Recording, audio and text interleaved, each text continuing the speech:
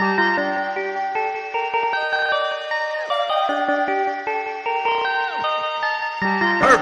Perfect. Perfect.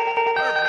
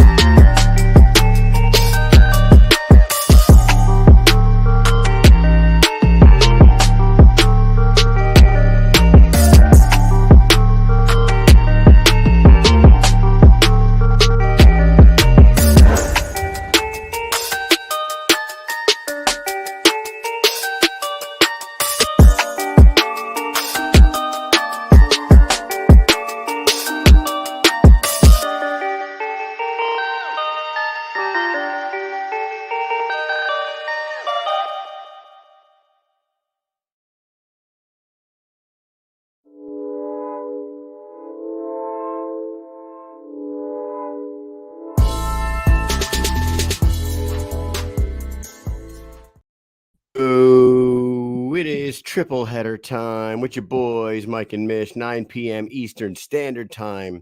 Your favorite time of the week. What up, Mike? Yo, what is going on, everybody? Welcome back to another exciting episode of the Mike and Mish Show, Wednesday night only this week, because we are going to Sturgis, baby. Oh, we are, Mike. We're going to fucking start. How crazy is this? Yeah, I'm going to ride a motorcycle while I'm there. Are you really? I'm going to get on a motorcycle. I'm going to do all crazy shit, and you're going to record me. Wow, Me nice. and I'm a tombstone somebody right off of a motorcycle. Mike bought a nice leather vest. Assless chaps. Assless chaps. He had his ass waxed yesterday. And for his birthday, actually, everybody say happy birthday to Mikey. Happy birthday, Mikey. Hey, people are already saying happy birthday to you. Oh, thank you so much, everybody. It feels great to be 41 years old. 41. You know what? You don't look a day over 31, Mike. Nice. Thank you. Maybe it's the lighting. Could be the lighting. Could be the makeup, the lighting. It makes me look young. Yeah, in a couple months, I'll be 43. Between the two of us, we're almost 100. If you add the two numbers, like we're getting closer to 100 than we are fucking midway through death. It's pretty scary. What is the average life expectancy of American man right now? Like 72? 78. 76. Sorry. Oh, well, we're in the home stretch. 76. Yeah. Congratulations. The home stretch. We're in the home stretch. Guys, it's Sturgis Bike Rally Week. It is BKFC 63 week. Mike and I got a big show for you guys tonight because we're only doing Wednesday night this week. We have 3 returning guests. 2 been on a few times. 1 has not been on in a very, very, very long time. We are going to start off the show with El Gallo Negro. Does he still go by that? I don't know. El Gallo I believe Negro. He does. The old black, the black cock himself. Roberto Armas is coming on. that crazy son of a bitch is going to be fighting out in Sturgis against maybe the craziest son of a bitch on the roster. He's taking on Shady Grady, Mike. So we're going to talk to Roberto. Then we're going to bring on Grady is back. Shady Grady's back. The shackles are off. He is released from the kennel. That guy is ready to fight. He's always ready to fight that fucking maniac. We're going to talk to Roberto. Then we're going to bring on the OG, the animal himself, Travis Thompson, who's looking for a fight. We're going to see what he's up to. And then an old friend of ours, the OG ring card girl, the starter of the bare knuckle bombshells, when it all began. She is now boxing for a living, Mike. We're going to have on Amber Fields. Amber Fields hasn't been on this show since like October of 21. Is that right? Yes. Holy shit.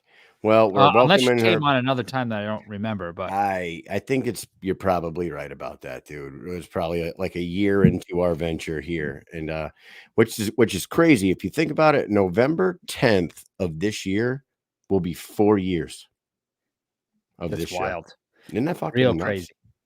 Yes, nuts. That's 37 years less than you've been alive, Mike.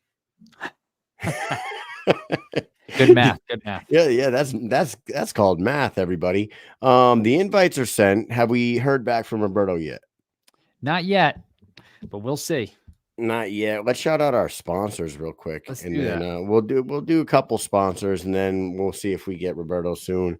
You guys all know the deal, man. Bucked Up supplements, Bucked Up energy drinks. Get bucked up. Go to buckedup.com.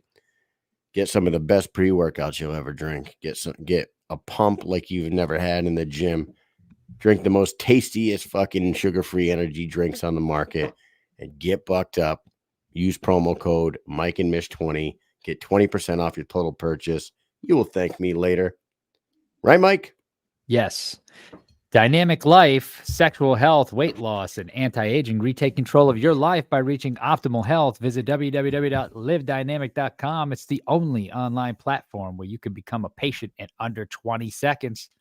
Also, check out their Instagram page at Live Dynamic. That's LIV Dynamic on Instagram. Ba-boom. Yeah, and that is the Mike and Mish stack. If you get over to Bucked Up, use the promo code, buy yourself some supplements, get jacked.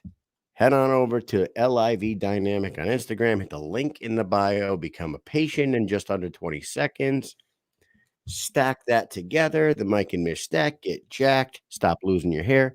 Live forever. Fuck like animal. You know what I'm saying? It's strong like bull. Strong like bull in the old Saccharino. Yeah, so since we're waiting on Roberto, we got to talk about Sturgis in a couple of days. Let's talk about Sturgis. Roberto's fighting Shady Grady. Did you ever think you were going to see him back in the squared circle? I didn't, actually. I did not think so. I didn't think he was going to be allowed back. I just, the way they were acting and the way he was saying, like, Florida commissions keeping my pay. I'm not getting paid. And it was just years. It's Dude, been years. When was that? November 2022? It was in Orlando. It was when Travis Thompson fought that night against Herrera. Diaz. Oh, no. Yes. Travis fought Diaz. The main event was Reggie versus Herrera. Yes. Was that November 2022? I think it was. That's a long ass time ago, dude. He's been out for a minute. I'm on board with you. I didn't know if he was going to get ever let out of fucking bare knuckle jail, but he's back. It was November 6th. And he's fighting this guy. And he's in the waiting room right now. The old crazy son bitch himself, the black cock. Yep. Fresh off a deployment. Fresh off a deployment. We're going to talk all about it. So let's go ahead and bring him on. We will be back after these words. The Rasha is a true scalar plasma energy technology with the most advanced base 12 frequency collection that protects, enhances, and harmonizes the autonomic nervous system.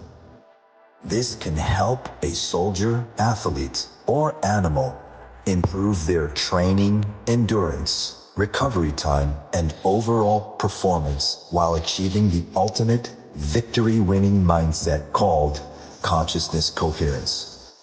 Once in this state of consciousness coherence, a soldier or an athlete is able to advance his target focus to a level where it is completely in the now present moment with relaxation and stress release.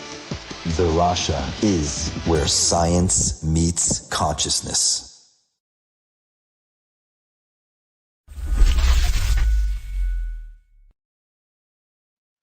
Hey, yo, we are consciously coherent with the man himself, our first guest of the evening, making his return to the squared circle for what, the 6th time now? Against maybe the craziest opponent you've had? Roberto Armas, what the hell's going on? Nothing much, man.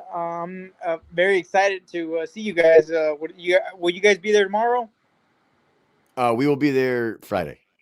Okay. Well, I'm excited to see you guys. I'm excited about this fight. When I heard they were doing Sturgis, I was like, man, I wish I could get on that.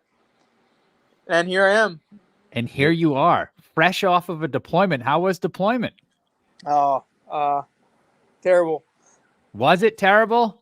I mean, yeah, I don't. Inherently, they're not fun, but I mean, this was the worst one yet, or what? You know what?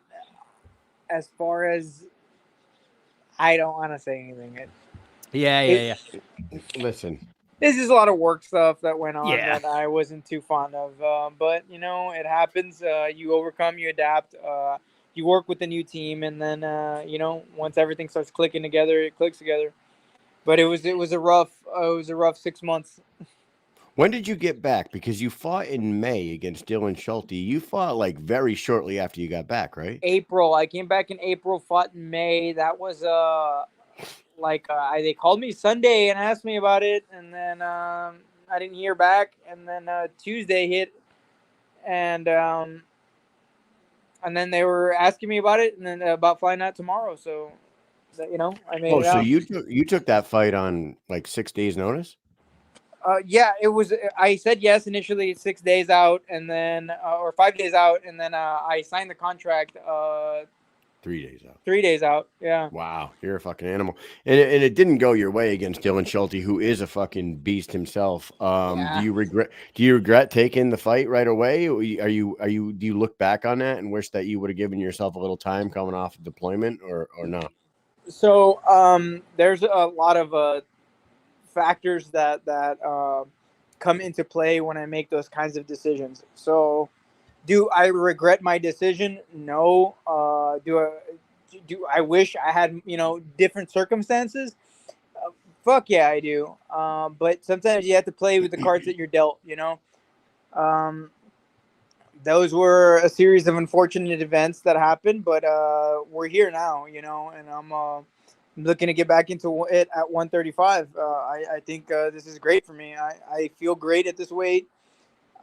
It's not last minute, so I'm not trying to gain weight. I think I stepped on the scale at 144 right before the ring, right before I jumped in the ring. So your last 2 fights were both short notice, and they were both 145. Yeah, I'm not Okay. opposed to doing 145. I just want more time to prep. You know what I mean? Right. And let's not forget, for everyone that's watching, you took the Eric Dotson one on short notice and you played spoiler for him. You got a big win there. Dylan Schulte is a beast, but you're back in there. You're back in your natural weight class here. And Mike and I were just talking about it before you came on.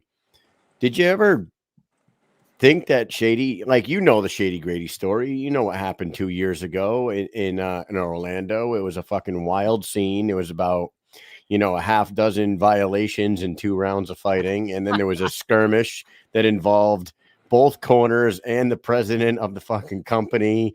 The commission was involved. It was fucking suspensions and this and that. And it's been almost 2 years now. So like, we were just talking about it. I asked Mike, did you ever think you'd see Shady coming back? And he honestly said no. I kind of agreed with him. Were you surprised when they presented the name Shady Grady? Originally, there were some names getting thrown out there, but I heard Grady's name, and I was like, I don't care. I don't care who you put across from me. you're giving me enough time to feel, go in there and prepped and comfortable and at a good weight, I'm gonna do some damage to whoever they put across for me. Regardless if it was him or the other 3 people that they had in line at 135, that's what I was shooting for. I was trying to prep for something maybe in Utah if they can sneak me in there. But like I said, they got a call, and this was, again, a series of fortunate events for me. This is good timing. This was good preparation. I feel very, very good. Good. I was gonna say, like, I didn't think he'd be back because A, what happened? B, because the commission was so upset with him and didn't pay him forever. I don't even know if he still has gotten paid, so I don't know what the Florida commission. So, and then how many times I heard the rumor that he was coming back, but he never did. So I was like, I think that ship has sailed. That's what I originally thought. To be honest with you, he's always been a good guy to us. So I like him. I think he could be good if he, that's the only time I've ever seen him do something in the ring crazy like that. I know he's a wild dude, but I think he has like a fun personality for the sport to really draw people to pay attention. You know what I mean? So as long as he doesn't do anything, outside the rule set, hey, let's go. And if he does, good luck to him. I wouldn't want to be in his shoes if he does it again. He's got a lot to lose, and I know how to throw headbutts too. I was just gonna say you might have to match his crazy. Like you guys are probably gonna be in front of the loudest, wildest, rowdiest bunch that the BKFC's ever fought in front of. So pulling in a wild man like Shady does make sense in front of this fucking crowd. You might just have to match his crazy. And I wanted to ask you this: do you think that maybe you might be too pretty for a biker rally fight? You know what I mean? Like. Look at that adorable face you have, man. My coach is Filipino, and then I looked at him and I was like, "Yo, we're going to Sturgis, South Dakota," and I was like, "We're probably gonna be the most colorful people there." So hopefully they embrace us, Dude, Mike, what did King Mo say? Back a couple months back, we had King Mo, and I was like, King Mo, hey, what if you get on that Sturgis card? He was like, I don't know about Sturgis. What did he say? Or come with us. He said, no, that's like being a fly in someone's milk. That's what he said. Yeah, that's a good way to put it. That's exactly what he said. Milk. Yeah, like a piece of. I did tell my coach. I was like, hey, dude, you know what? Let's just blend in. Let's get some cuts. Yeah, we'll see. We'll see. It might some be biker cuts. Maybe you'll be surprised. Let's get some biker cuts and then fucking rent some little Hondas. Have you ever ridden a motorcycle before, Roberto? No, I did it one time. I dropped it, and it was my brother's, and he was pretty pissed. So I didn't get back on it again. One time I was coming out of a bar, and I bumped into one, and then it hit another, and they fell like dominoes, and then they all ran out, and they pulled me inside, and then they put on tequila on the jukebox, and I had to dance on the fucking... Oh, wait, that wasn't me. That was Pee Wee Herman. Sorry. Yeah, I was gonna ask him if he knows what movie you're fucking talking about. Yeah, you ever see? Do you know Pee Wee Herman's Big Adventure? I know Pee Wee Herman. I've heard of Pee Wee Herman. I've seen some of his movies. I haven't seen his Big Adventure. Mike was just 100% describing a scene straight out of that movie where Pee Wee. I was thinking about that. I was like, this sounds like something out of a movie where you knock one bike down and then the other ones fucking start falling over. What makes me think about it is because on the Bare Knuckle show on yesterday, the thumbnail was Brian's head on Pee Wee Herman dancing on the bar. And he said that a bunch of people that work over there at their office didn't know what it was at all. So I was like, damn it. We're getting old. We're getting old, Mike. Mike Nobody turned 40. Mike turned 41 yesterday. With biker cuts or what? Hell yeah. You got to make your own though. You got to start. But we won't want to disrespect anybody, so we could put like Mel's Angels or something. Hey, who is Mel? I don't know, but it's not Hell's Angels, and we're trying to participate or something, Yeah, we could get like spiderweb tattoos and shit. Oh yeah, I love it, man. I might have one or two of those. Shit. You have barbed wire tattoo? I could. We can get one of. Let's all get matching barbed wire tattoos. Oh yeah, blood or no blood. Nah, And with the Harley logo. I think no. that'll really like let us blend in. Yeah, I think so. We should do it. I'm in. You could buy like fake sleeves. You should just go online right now and overnight order the fucking most biker looking fake fucking sleeve tattoos you can find. Like a big giant cross and put it on your fucking chest. You know what I mean? Something on my neck like a skull. Yeah, really fit in out there. Skulls, spider webs, spiders, skulls. So Roberto, since you've been back, you said you got back in April. You fought in May. Yeah. May to now, what have you been doing to stay busy? You just stay training, but I know you were managing fighters before. Are you still managing fighters? Yeah, I'm what are you still up to? managing fighters. One of our most recent guys we put on Karate Combat, and that went great. I'm pretty excited. I met one of the matchmakers over there, and hoping to start working with him more. But I'm trying to take a different take on management here. I want to learn as much as I can to help out, in every aspect of a fighter's life, not just management wise, I mean, kind of what I do with the guys in the military. If they need anything, and I'm out there helping out with resources or helping out if I can help them out with their family or whatever. I kind awesome. of want to bring that into, the management point of view. Yeah, absolutely. I feel like that's the way it should be. And Mike and I 100% know where you're coming from. When you reach a certain level or a certain rank in the military, it is your duty and obligation to take care of the troops below you. And I've spent like the last 15 years of my career in like leadership roles. So caring for your people's awesome. I don't see how you could manage anybody and not be like that, though. I know that there's managers out there that just do the bare minimum, but I can't see I can't see you being any other way, dude. Yeah, I can't see you being any other way. I am not the bare minimum person. As soon as I started working with Kevin, I started reading, listening to audiobooks on contracts, ins and outs, ways to break contracts, ways to add on things that we need to do to safeguard and protect the fighters, finances and taxes. I've always been reading about stuff like that. I am a fighter. I like to do things appropriately. So whenever, I'm doing this stuff, I'm pretty savvy and like learning stuff on my own. So that's kind of stuff that I tell these fighters, you know what I mean? If you need help with your taxes, if you need help filing this or that, or how to prep, for the season, let me know. I'll help you out with that. If you need help approaching sponsors, I know how to do it, a different way. I have templates and emails that they can send out. I tell them where to look, different types of things that I'm trying to do for these guys and girls. And you were, correct me if I'm wrong, you were working with Jackson Wink and Smith Brothers before. Have you ventured off on your own, or are you still working with certain guys from there? We are Storm Management and Storm Athlete Management, and Kevin and I are still working together alongside Aaron and Brandon, and we're just kind of in the phase of rebranding and giving, working on the logos and all that other stuff.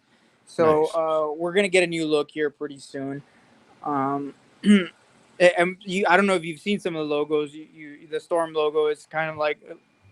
It's like I did. And you know what? I didn't know that was you guys messaging us, to be honest with you. I guess I'm stupid, but I'm like, this new management company's been sending us and tagging us and stuff, and I have no idea who the fuck they are, but it's cool. Yeah. You know what I mean? It's good. Yeah. So good for you, dude. You stay busy. Still full-time in the Air Force? Yeah. Actually, some good news came out, and I hit up the recruiting command, the recruiters, and they gave me a permissive TDY for this bout. Very awesome. No way. Yeah, what did so it's a recruiting event. Yeah, it's a way to put some eyes on the Air Force. I know they're trying to currently recruit people. Cool, So you'll see me coming out with the Air Force flag when I walk out. You know, in LA, I met a couple of guys with Jules. I don't know if they were with Jules and Christine Faria, but that's who they were with when I met them, and they were, I believe, from the Air Force. And what were they? PAO? Is that the right? Is that the right position? But basically, PA? they were there. They were looking to maybe work and sponsor BKFC possibly, and they also had a podcast that they were talking about getting into. And I did get their contact information. We should get together on that. Get the Air Force involved. That would be awesome. Yeah, that'd be great. You know, like right now, I'm just very grateful that they're letting me do permissive TDY. They've been very supportive, so you'll be seeing a lot of me out there. You know, with you know, having some kind of representation of the Air Force. You know, showing people out there that they can let you do stuff like this. We got Are to you do that allowed shit, to put Mike. the What's that? Yeah, I We was got to gonna say do that shit. we When we should. go to events, we should get put on TDY orders and turn it into a fucking recruiting event. We'll recruit. Do you? Well, the easier thing for you, right, is you're active duty. We're guards, so it's a little hard to get somebody from South Dakota to join the Army in Connecticut. But you know what I'm saying? That is true. But hey, maybe Big Army would say, hey, you know what? We'll put you on active duty orders for something like this. Do you get to wear the logo on your shorts, or is that not like? Do they want that not to right be a thing? now, the command, the recruiting command said, hey, use something that's gonna get people to talk about, you know, the Air Force. That's it. So one of the things that I got is I picked up a flag. I'll have a flag out there, and I'm gonna walk out with the Air Force flag. Cool. Like I said, I'm kind of was at a point in my life where I thought about separating the two, but I've just gotten a lot of support from the command, from the people in my squadron, and most recently the recruiting command. So that's great that they're doing this for me. It's fucking awesome. Yeah, a lot of people don't realize like all the things like sure there's tons of like with any job, a lot of things that people complain about, and that's what everybody hears, but like there's a lot of things you can do in the military, and you could take advantage of stuff like that because like it helps them, helps you, and you know, one hand washes the other. You know what I mean? It's that's how it works. See, you're helping them, they're helping you. I love it. I think that's great. And hey, you never know. You're over at Sturgis. There could be some people there, young guys, fucking biker crew, and fucking you get a bunch of people to join. You get recruiting incentives. Listen, Yeah. short Everybody who joins, short you get an extra jorts, $2,000. right? Short cut off jorts.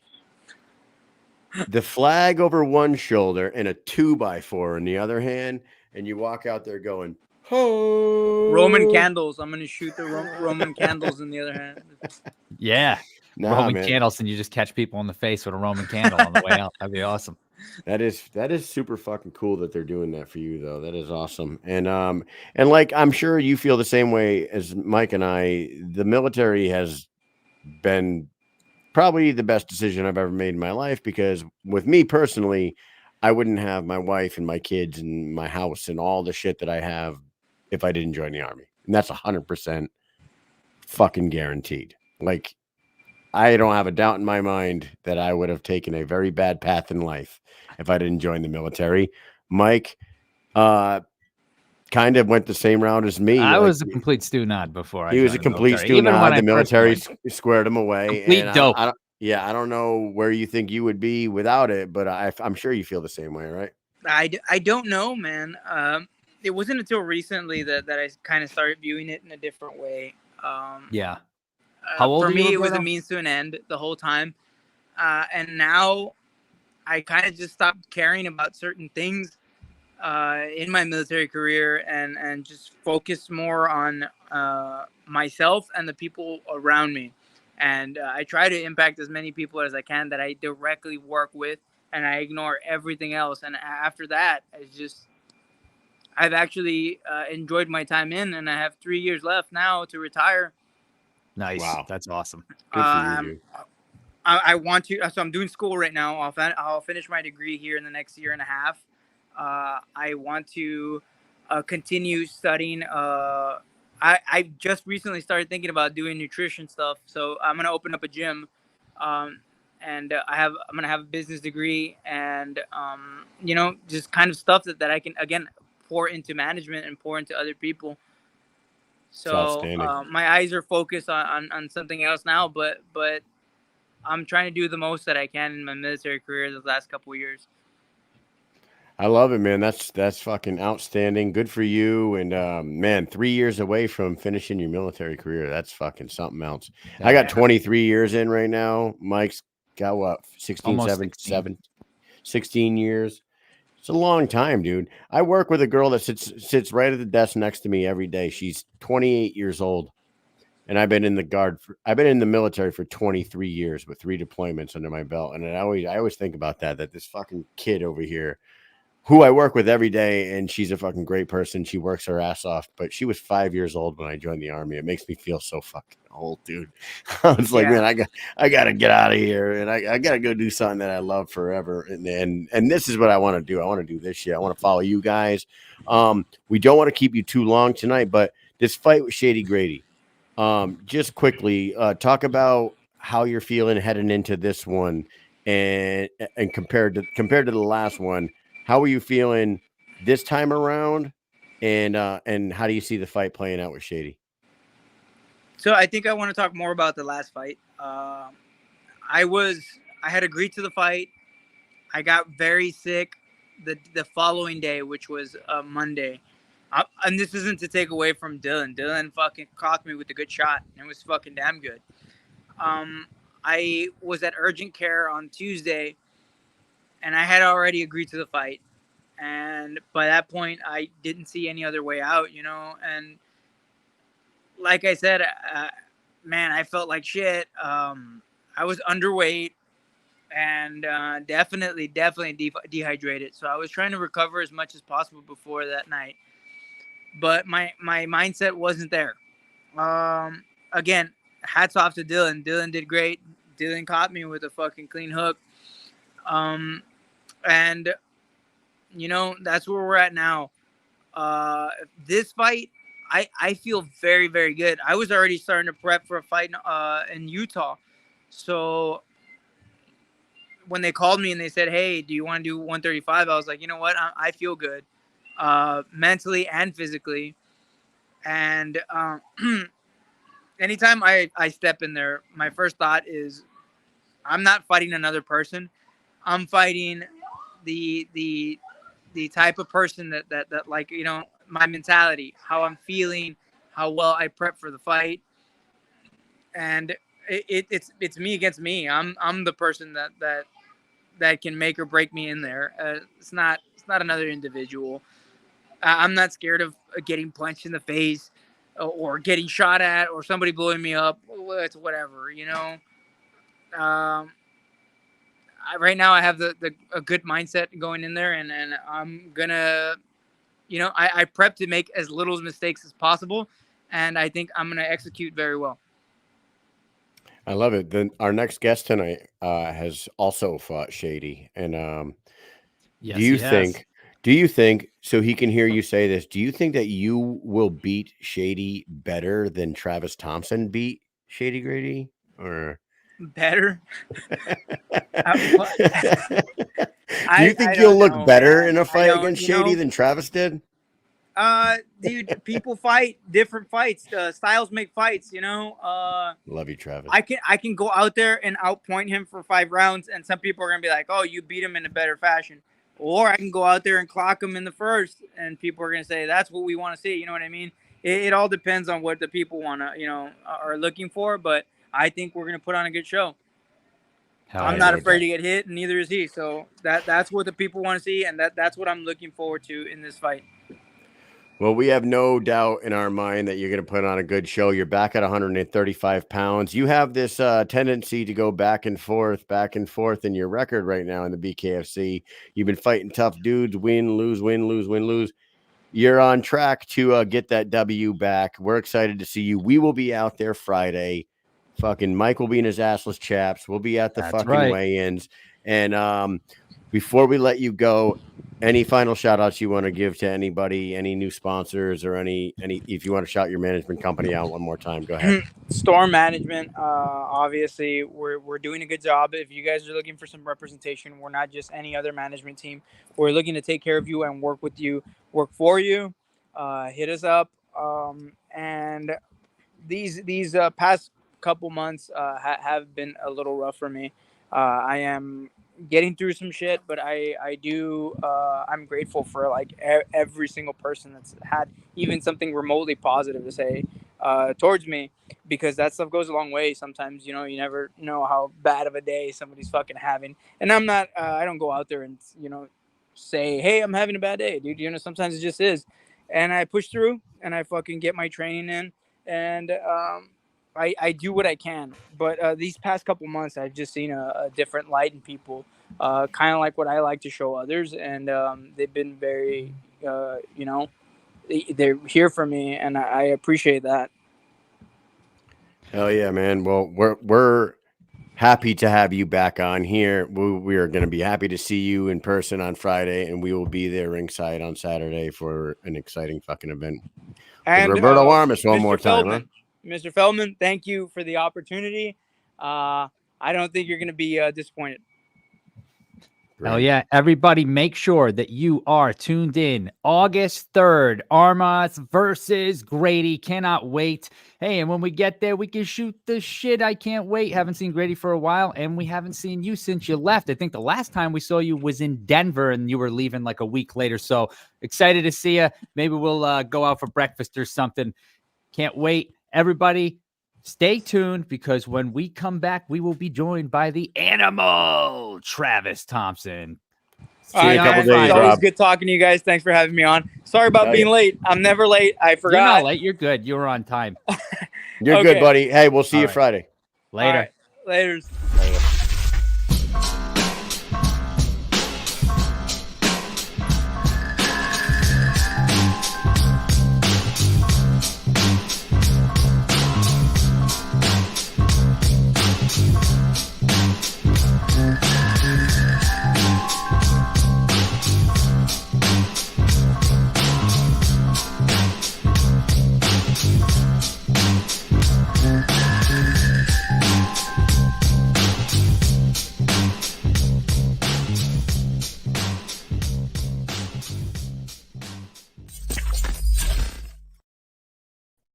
I love it. Holy. What's going on, Travis? What's going on?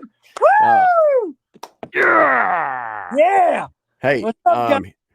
Roberto said he's going to beat up Shady better than you did. I heard you talking shit. I I can't say nothing about Roberto. First of all, just so you know, Roberto, they gave you a fucking, they laid it up for you.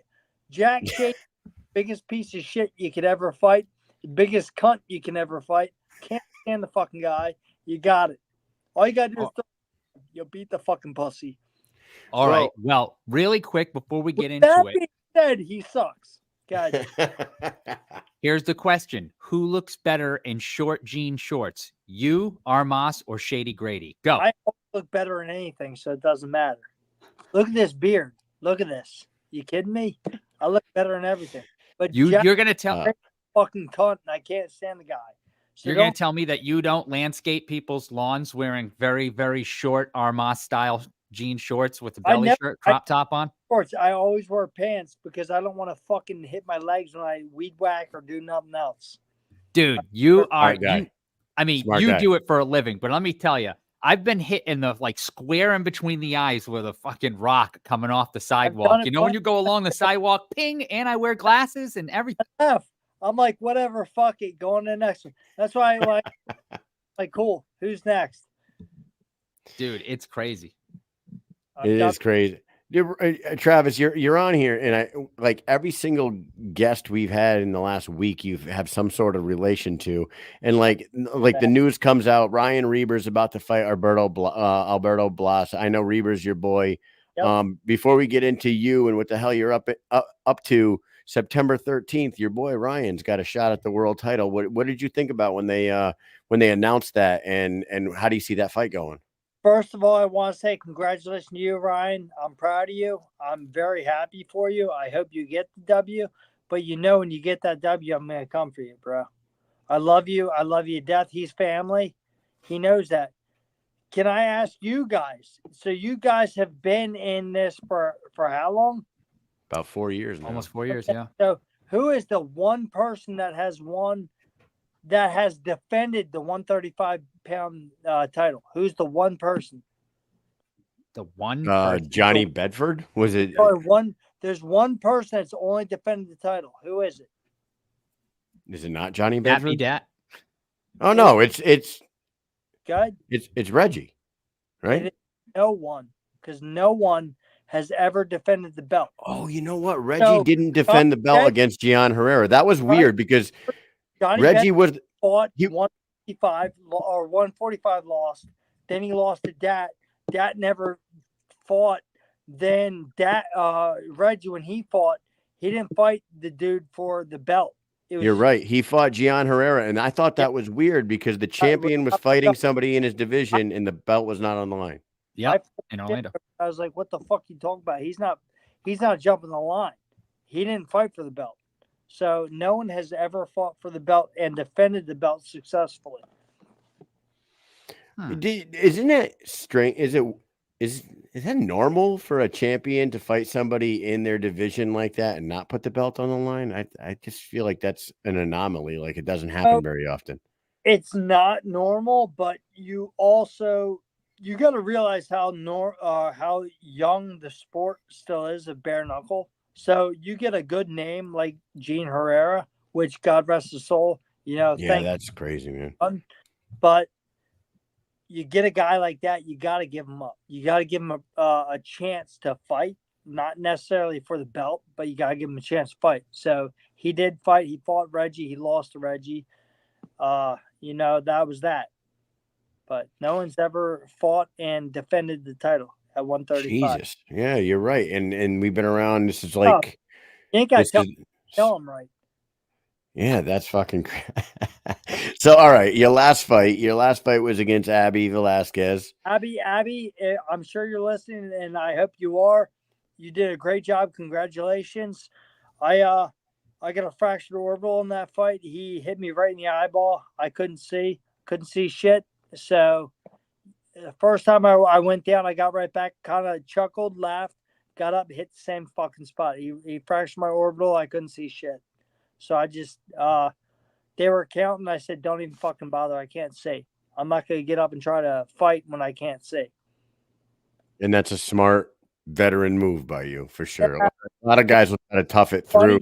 You say that, and I appreciate that, but that's never been in my head space ever in my life. I've never thought like, okay, you got hit in the eyeball. You can't see. Stay the fuck down. But that time, I was like, dude, I can't fucking. I saw black. I was like, why are you gonna get up? Why the fuck are you gonna get up when you're seeing black? I couldn't see anything at all. And then like when I fight, I see red. You know what's fucked up? Like you guys, you laugh, you see this shit, but it's like 2 days later, I drove home with one eye, and I'm not driving 5-6 hours down the road. I drove 15 hours home with one eye, which is pretty fucked up. I shouldn't have done, but I had to. I gotta go home and go work. Real quick to go back to the subject we were just on about the title defenses, and I saw that Country just said didn't Reggie defend against Alvarez in Virginia, but I think that he couldn't fight for the belt, right? Because he was overweight. He was fucking 140 something. He never made weight, not even close. Mm-hmm. Yeah. Fun fact: 2 of those last pictures were from that event. You with Ben and us with you. That was from that event. I'm the fucking man, and I'm the one you're talking to, not these other motherfuckers. Fun fact: I think you should bring back that hairstyle. I loved it. Which one? Big Ben in the comment section. I think he called you Trailer Park John Wick. Trailer Park John Wick. What do you think about that? Fuck you, Big Ben. We had another question in the comment section from Jason, who's watching from YouTube. He's asking. I just want to say, Big Ben, I do love you. Go ahead, keep going. Everyone loves Big Ben. He's a negative 1% owner of this show. He always has been. Jason's asking if we can ask you if you can talk about what went wrong when you fought Jared Grant. Did something go wrong, or did Jared just? No, Jared did a great job, but what went wrong for me is you. So if people ever realize, if you look at my record, all my losses happened in spring, summer. I own a landscape company, Oh, so I can't leave my work to come to camp, and I do that. And when I do that, I'm still getting phone calls. Like even in this last one, I fought Abby. I'm still getting phone calls because I'm in April. So people are like, "Yo, when you coming to do this? When you coming to do that?" I'm like, "Dude, you know I'm fucking fighting in Miami, or I'm sorry, with Abby is in fucking, it was in Tampa." I'm like, "Dude, I'm fucking in Florida, dude. Leave me a fuck be." And people just keep hitting you up all the time, and I don't know. It's just it happens. so Too much shit on my plate. That's too much shit on your plate. Yeah, you're a business owner, and so anybody who's listening, don't accept a fight against Travis Thompson in the wintertime because you're gonna get I'll fucked kill up. you. I'll He'll fucking kill kill you because that's the fucking thing. kill. Like, that's the thing. Like, I get like Dave. Even Feldman said, he's like, "Dude, when you done?" I was like, "Dude, are you fucking kidding me? You know I'm not." He's like, "Yeah, but you know you had a great run." I was like, "Fuck you, that ain't happening." I was like, "I ain't going out the way I went out. I won't go out the way I went out." Abby, you did a great job. I'm proud of you, kid. You're a great dude. That ain't me, and you know that because you fought me before and you felt that. That ain't me. I'm coming back. I'm gonna kill the next motherfucker I fight. Okay, so let's lead that right into this. You said you had the broken orbital against Abby. It's Yep, healed up now. You're good to go. yep. I'm ready to fuck someone up. Is there anybody in mind that you would like to fight? Would I you don't like to care. run it back with him, or? Don't give a fuck. Don't care. Put me in front of whoever. I don't care. The one thing about me that you guys got to realize, which I know you guys do know about I me, know. that I will fight whoever's the best of the best, which I did with fucking Dat. I did it with Jarrett. I did it Reggie. I don't care. I'll fight whoever. That's why I'm ranked, or why I was ranked. I lost my ranking when I lost to Abby. But I won't, I don't care. I'll fucking fight whoever. Whoever the fuck you want me to fight, I'm coming. I'm coming hard. I'm coming to get what I want, and which is the title. I want to be somebody. That's what these motherfuckers don't realize. They're like, "Yo, you know, I'm young, I'm dumb, I want to be the champ, I want to be this, that, and the other." I want a legacy. I want to be someone. I want some. My dad always told me I was a nobody, nothing piece of shit, and I'd never be somebody. That's what That's what drives me, and that's what makes me want to be somebody. And that's like the thing that these kids, they think that yeah, I'm good enough, I'm great. I got a chip on my shoulder. I've always had a chip on my shoulder. I'm gonna fuck the next person up that I fight. I'm gonna try to kill him. That's my go. Are you planning on attending any of the next few events? Because there's a lot of big ones coming up. Sturgis being the biggest. I don't think you want me to, because if I'm there, I'm not there just to be quiet and watch the fights. I don't watch nothing. So like even like fight, like if there's a fight on tonight, I ain't watching shit. Even if I was watching, I'd be like, "This fuck this guy. He can't do this. He can't do that." That's what I do. So you bring me to the fights, I'm gonna be an asshole. I'll tell you. I'll be like right off the bat. What? Elias, fucking Reber. Reber's my boy, but I'll be like, "Cool, you won. I'm coming for you, bro. I love you to death. You're family, but I'm gonna fuck you up." Well, that was the reason why I was asking. Like, because basically there's some big 135 fights on each of the I next know few events. that's the only fight I'm worried about. I Listen to me. To be honest with you, I love Reber to death. I want him to get that title fight. I want him to win it. But at the same time, I don't want him to win it, because if he wins it, I'm coming for you, bro. I don't want to come for him. He's my boy. I love the kid. I love Ryan Reber. Ryan is my boy. I've been at his house. I've stayed with him, his family. Great people. Love him to death. I would rather go to Miami, fucking go eat dinner at the Versace mansion, have a great time in the fucking Miami, and beat the fuck out of Blias. But if fucking, Reber wins. Now it's like, fuck. Now I Targets on him. yeah, I don't want that. I don't want that because I love the kid. But I also realize he wants, just like me, he's got that in his head where I got to be somebody. I got to win this. I will win this. You got that in your head that you're the best. And I'm just telling you, kid, you get it. I'm coming for you. I don't want to, but I got to. Yeah, I mean, I feel like you guys are all put in that situation all over the sport because there's no teams. It's just every man for themselves. You may train as a team, but Right. there is the chance that, hey, you have to fight each other at some point or you got to move. I mean, you guys did already fight each other and you still train together afterwards. Yeah. So I get it. It's business. And he's Wait. even in the comments saying it's business, brother. It is what it is. Yes. Brian, I love you, buddy. I love you, brother. I hope you do win the title. And because I know that's what you want. And that's what I want too. But at the same time, when you do win, I'm coming, bro. I'm coming. This is getting very intimate. I do like it. Yeah, it's coming. He's gonna come. He's gonna come hard for you, Ryan. Coming for you, Mike. Hey, listen, that's a good birthday present. Want to play a game of Who's in Your Mouth? So Travis, dude, you were on. I'm looking at your resume here. We all know how long you've been around, but guys in the comment section and on YouTube and Facebook and Instagram, he was on 1, 4, 6, 8, 10, Knuckle Mania, 18, and so on and so forth. So you legit are one of the cornerstones of the BKFC, and everybody knows that. Now, hold on. When you see that the BKFC announces that they have a possible 20 to 50,000 attendance venue out in Sturgis, does it fucking blow your mind from BKFC 1 when you guys, I don't know how many people you had in that arena in Wyoming to now where there's a possibility that capacity is 150? We had a great venue out in Wyoming.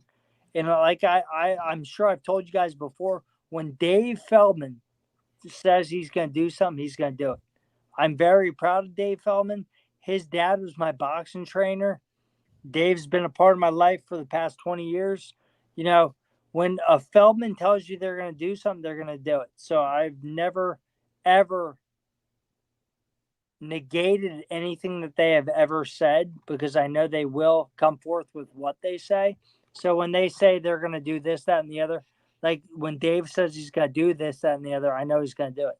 So when he was talking about big shit, I knew big shit was going to happen.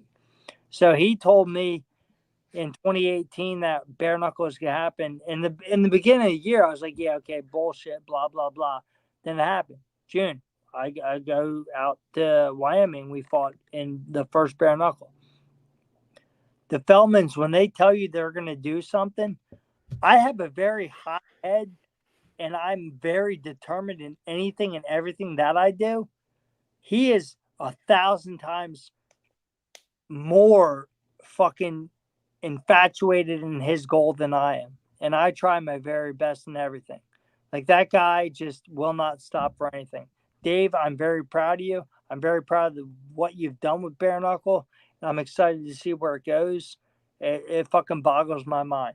I can't believe It's what's crazy is Travis, you know how ruthless some of the online haters are. It's like somebody just recently was like, there was like a 2-week or 3-week pause in between events, and somebody online was like, I thought BKFC was having the biggest year of their life.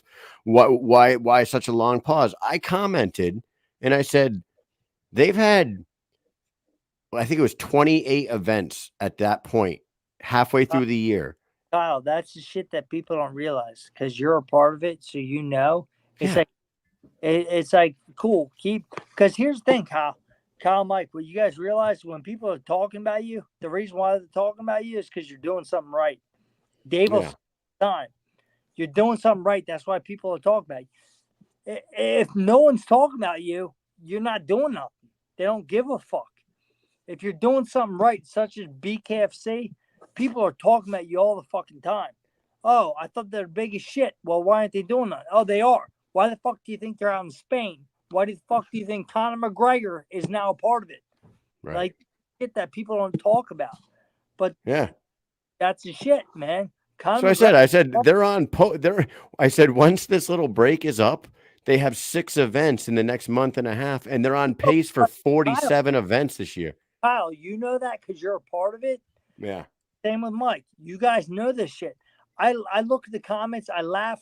All I see all these cunts talking shit. I'm like, I'm like, what the fuck you talking about? Like, you have no clue. You're a spectator. So a spectator is always going to talk shit. A spectator will always talk shit because they don't do nothing. They don't know nothing. So it's like when a guy loses a fight, you're going to be like, oh, he did this, that, and the other. It's like, no, dude, he's had a bad day. It was just because we do this. We know what's going on behind scenes. We know what's going on. These guys don't know shit, but they want to talk like they know everything. Somebody in the you gotta ignore it. You could be online all day trying to argue with people. No, It'll never end, you know. I love it. No, I love it because then you're giving me you fucking talking to me. Cool. Fuck you. Hey, Travis, in the comments, Anthony Camacho says, I don't know if Anthony Camacho is from Philly or not, but he might be near you. He's saying that Philly is this close to sanctioning it. End of 24, early 25, Philly BKFC. What do you hear about that? Anything? Exactly. Yes, I have. I can't speculate, but I've heard shit about it. I'm not going to go any further than that. I'm excited to see it happen. When it does happen, you will see me come back. You're going to see me dominate like I do. I mean, I'm excited for it. You guys know me. You know the fucking type of pressure I put on people. I'll fucking kill somebody, and I want to. How great would that be for you, though, that like to not have to travel to Florida or upstate New York or wherever, Wyoming, just fucking fight right in Philly? I like traveling. I like being in a motherfucker's backyard. I love being there. I love that shit. But you bring me to my backyard, you got my posse behind me, you got people that are as dumb as me. Fuck, you're screwed. Like you guys are up there in Connecticut and shit. Like you guys think you guys are crazy. You ain't as dumb as me. I'm a dumb motherfucker. I got a lot of dumb motherfuckers on my back. How dumb are you? I'm a dumb motherfucker. 2 and 2 go together, we get 5. You know, you want to know something? Travis Thompson, I'm sitting in my office the other day, just minding my own business, doing work, doing spreadsheets and shit like that, you know, sweating a little bit. And all of a sudden my phone rings and it's Travis. Nope. No, it wasn't. I didn't call you. It was Travis Thompson calling me. He wants to talk about fights and all and this and that. So we talked for probably about 7-8 minutes. We get off the phone, right? We got off the phone. A lie. And then I didn't hear from him all day long. All you motherfuckers, this is all speculation. This didn't happen. Yeah, this is a story I made up. I'm writing a book. And it's a fictional story. And then the very next day comes up and was it that night? So that night I get a text and he goes, dude, I called you to say happy birthday and I completely never said it. I just called you, talked to you for 7 minutes, and then we just hung up and I forgot about it all the way till like 9:30 at night or whatever it was. And you're like, fuck you, you want to talk to me. That's what I said. I said, no, you just wanted to talk. This never happened. Yes. Again, this never happened. That's right. Yes. Never happened. By the way, happy birthday. Thank you. Yeah. I appreciate it. That's one of the best things, if not the best thing. You know, not many people call anymore. You know, they don't do it. And well, you guys don't understand. I'm sorry I don't do it more often. I wish I could talk to you guys every day. I love talking to you guys. It's cool to be on your podcast. I love being on your podcast. I just want to talk to you guys. It ain't about this shit because this is good for you guys because it gives you views, all that shit. I just want to talk to you, see how you guys are doing. Fuck all these fight. Fucking Roberto, Armas, I appreciate you fighting for our country. Congratulations. Thank you for that. You got the biggest cunt ahead of you with Jack Grady. I hope you put him out of commission. If he touches you more than 2 times, you fucking suck. Maybe you might want to. You might have to fight him next, man. That's like real animal love right there, that guy. That's the animal giving you love. I fucking despise Jack fucking cunt Grady. He sucks at life. He's the biggest piece of shit there is. You have never, ever, ever, ever heard me talk about somebody disrespectful. I hate that piece of shit. Man, He rubs a lot of people the Are wrong you sure way, you huh? don't like him? I don't know. Like him a lot. So Roberto, when he fucking fails and doesn't show up for weigh-ins, I'll be your man. Jesus, man. So you are going to be there? Sure. If Okay, Dave nice. pays me. Come on out, man. No, Come no. on out. Listen, hey, and Mike said he talked to you the other day. I will say this. Last week I was dealing with something, and we were live on this show, and my phone rang, and it was you, and I texted you, and I said, You hung up. I said, hey, we're live, and all you were you were just. But you were checking in. You were checking in to say, "Hey, man, fucking, just checking to see you guys if you're all right." Because, dude, I've had two very close to me deaths in the last month, and it's fucking so stupid. Fucked up right now. I was going to look for my phone to see if I can call you right now, not realizing I'm on my fucking phone. Call you. I was gonna call you right the fuck now, baby. He's so dumb. Nice. Asshole. There you go. Yeah, he just trying said to call us on the phone, and he's on the phone. Dumb as fuck, he says. I love it, Travis. Hey, we hope to see you back in action soon. Hopefully it's after your busy season. You let all these guys beat each other up, and then maybe we get some Philly fucking news later in the year, and it's you. Because who do we got coming up? Perez is fighting who? Perez is fighting Larimore. Which that's a great fight. Larimore's a lot better than people give him credit for. He might be somebody for you to tussle with down the line, dude. He's very good. Yeah, Larimore. Larimore will take my opinion. Perez, go for it, bro. I know you're a tough dude. I think Larimore's got outdo him. I think Larimore's got more skill, and he's with the Swift guy or the Shift. Yeah, Shift. Yep. So Larimore, I think, in my opinion, Larimore's got to do the deed, get the W. Good for you. And then fucking Armas. If you lose to Grady, just fucking retire. He's a piece of shit. He's a fucking piece of shit. Because I'm telling you right now, if you want to, bring a brown paper bag with you to the ring. He won't punch through it. He's a cunt. He sucks. Damn. I love it. We're gonna have to play this for him when we get there. We'll get a little reaction from Shady. Let Grady know that I think he's a fucking cunt, fucking piece of shit, sucks at life. The only win he has in 12 fucking fights is because he closes his fucking eyes and throws a punch. That's the only win he's had in 12 or 13 professional fights, was because he closes his eyes and throws a punch. He's Travis. I'm wondering, so when you fought him, you didn't like him. A little bit after that, you didn't. Then I felt like you guys were kind of making up a little bit, and you guys were a little bit cool for a while. What happened after that? I'm sorry to cut you off, bro. I'm sorry, Kyle. But I'll tell everybody. So the thing was, we were cool. We were copacetic, all that shit. We go to, what was it, Virginia, where Reggie fought? Yep. So I saw him. We did a picture with him and his manager. I was like, all right, cool, we'll do it. And he was like hesitant because he knew I'd fucking hit him. I was like, no, bro. I was like, don't talk your shit. We're good. So we started talking, hanging out. I was like, listen, you got a mouth on you. It's fine. I was like, but I'm telling you right here and right now, you run your fucking mouth to me and you're saying it, I'll break your fucking jaw. And I'm not a dude. Like, look at me. I'm fucking Italian. I talk with my hands. Even in this, I'm like, if you fucking run your mouth so much, I'll fucking break your jaw when I see you. He's like, no, dude, it's all respect, this, that, the other. I was like, all right, that's cool. I was like, fine, we're good.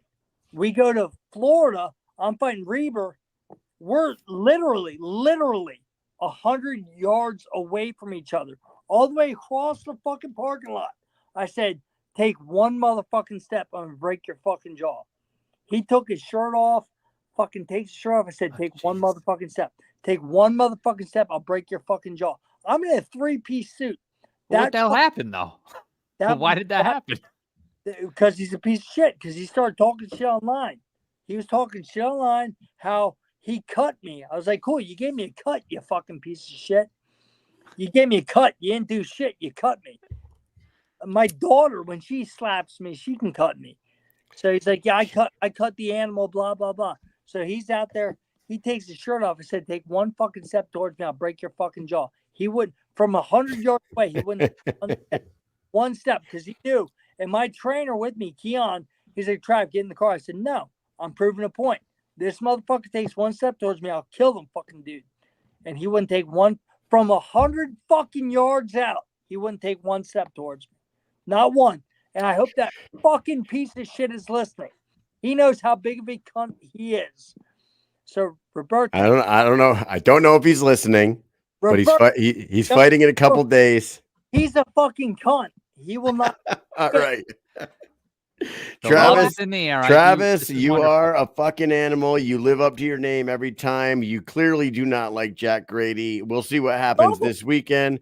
With that said, we have to cut you off because we got another guest coming on, an old friend of ours, Amber Fields, coming on. What do you think about that? Tell Amber I said hello. Amber, I will. I'll tell her. How are you doing? How you doing? All right. Any final words without like going into another fucking threatening rant about Jack Grady? Do you have anything you want to say before we let you go? Amber, how you doing? Hope you're doing well. Leave my Instagram, Facebook, all that stuff for Amber. All right. We'll put it on the screen while she's on. Okay. Mm-hmm. I love everything you've done. You are an inspiration to me. No, I just appreciate you guys having me on. I had a great time. All right, brother. Thank you so much for coming on, Travis Thompson. Mike, what do you got? Thank you so much for coming on, Travis. We'll see you in Sturgis. You'll be there on Friday, right? So we'll see you. Everybody stay tuned when we come back. Amber Fields is on. Hey. Later, Trav. Later, Travis. You guys take care. Thank you.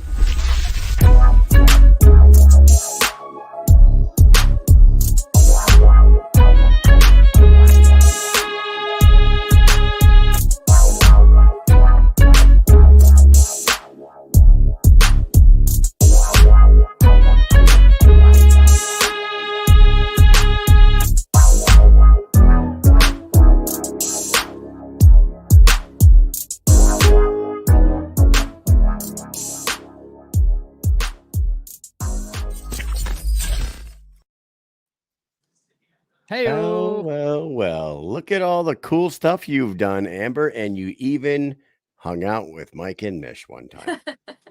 Yes, that's awesome. I still have my little bombshell of the year award that you guys got for me. It hangs up on my wall. It's such a special reminder of, those days. And thank you guys so much for having me.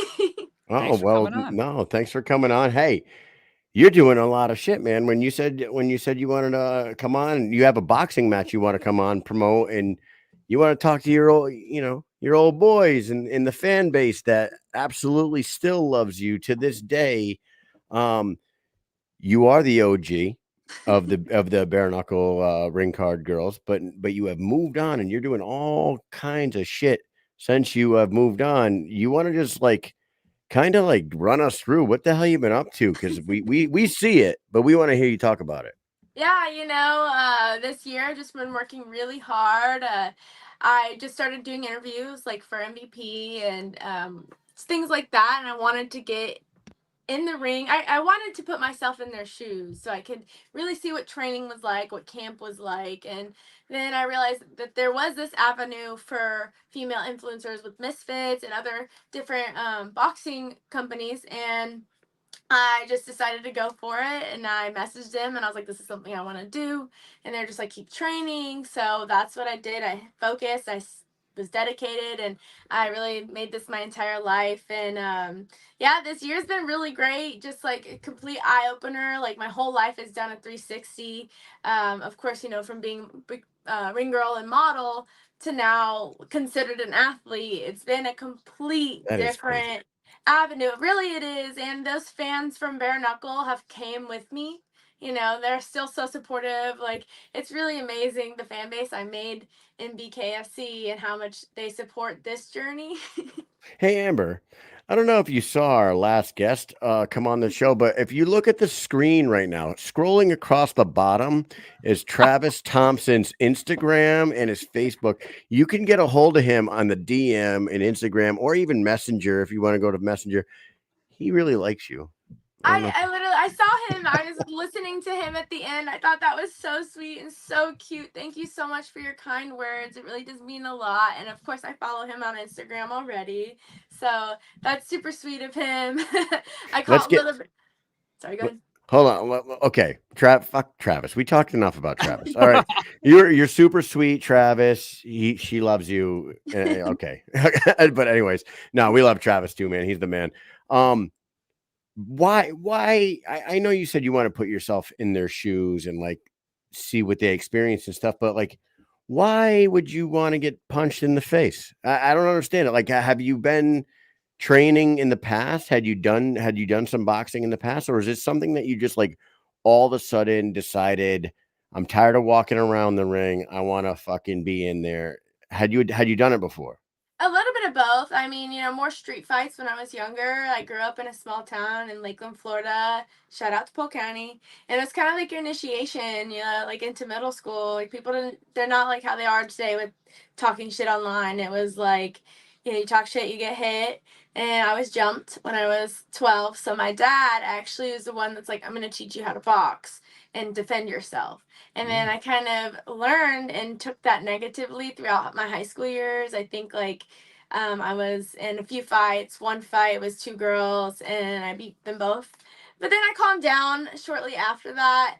And I think I was just holding on to a lot of like aggression as a kid. I didn't know how to get it out. And if you know me, I'm already kind of spicy and fiery.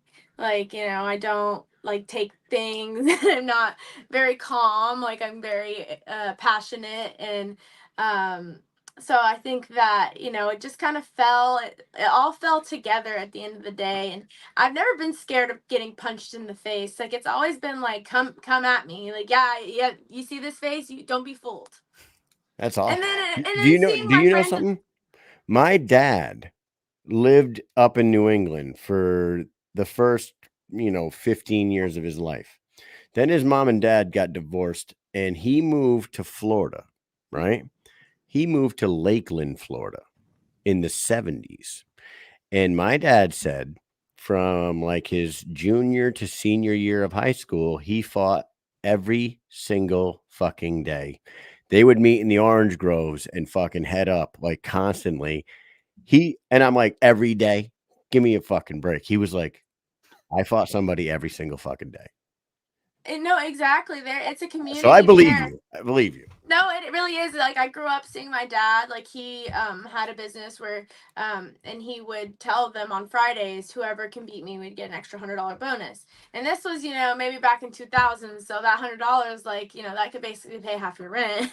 If you needed it. And so yeah. And then in high school, same thing. Kids were just like.